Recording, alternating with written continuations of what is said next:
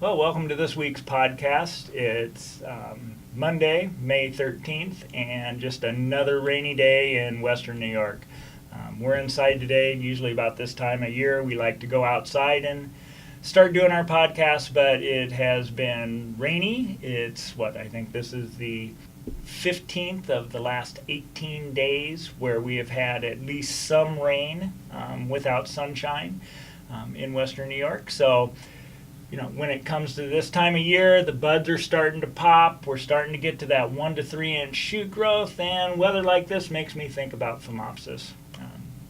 We get problems with losing shoulders from spore hits the rachis of the shoulder on the cluster at this time of year, and the clusters really are just starting to show, but they're so small that a spore hits that and it can make it so that shoulder just basically disappears. So Wayne Wilcox has done research to show that a spray at the 3 to 5 inch shoot growth stage can protect those shoulders, that part of the rachis, and increase your crop to the point where you more than pay for a material to be applied to protect it. So, right now we're looking at, this is perfect weather for Phomopsis. I went on to NUA and I was looking around, and right now we're looking, you have to have a minimum average temperature of 46 degrees during the leaf wetness periods, and of course we need longer leaf wetness periods now. We need about 13 to 14 hours of leaf wetness when the average temperature is 46 degrees, and we've had some of those around here. With the forecast, it looks like we're going to have much longer extended wetting periods, and in the past what that has done is that has caused some really extensive infections of the basal node, especially in Concords, where you have a downward growth habit. So your Phomopsis is up in the canopy.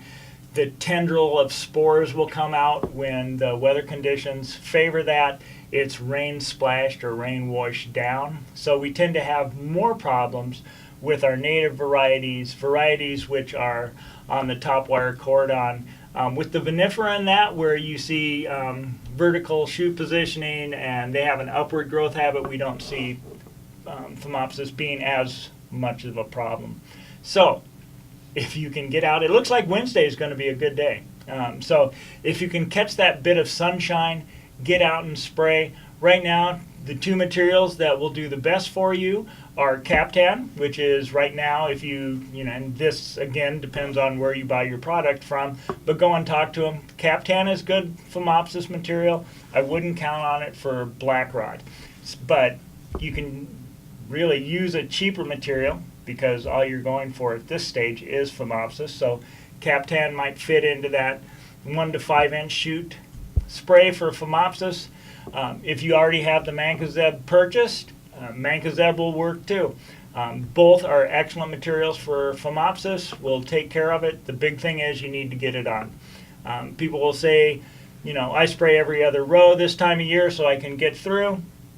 You can do that. Just know that the coverage that you get on those rows that you didn't go down every other row is not going to be as good as the rows that you did hit. So if you can do it, go every row. You don't need the amount of water per acre as you do in the past. You can cut down some of the nozzles and concentrate on just the zone that has the buds in there.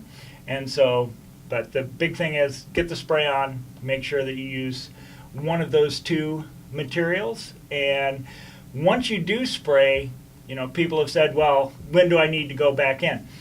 Once you start your spray program, you should be looking at a 10 to 14 day schedule and keep it tightened up. Because if you spray now, but you then leave a gap of a week with a lot of Phomopsis infection periods going on, Phomopsis is going to come back in, and you basically didn't do what you started out doing, or didn't accomplish what you started out to accomplish by putting on that 1 to 3 inch shoot spray.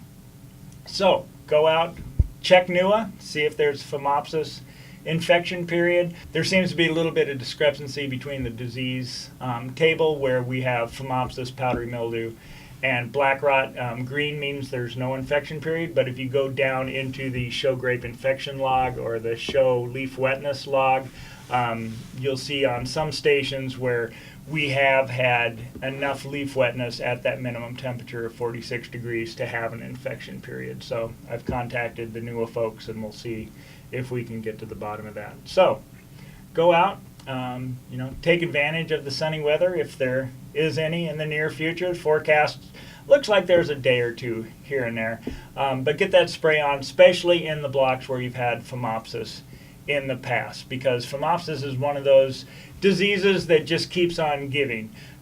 Once you get that infection up in the canopy, it can produce spores for the next 5 to 7 years. So we want to take care of the problem. We want to keep on top of the problem, keep those spray intervals short, and use the materials that are good for Phomopsis.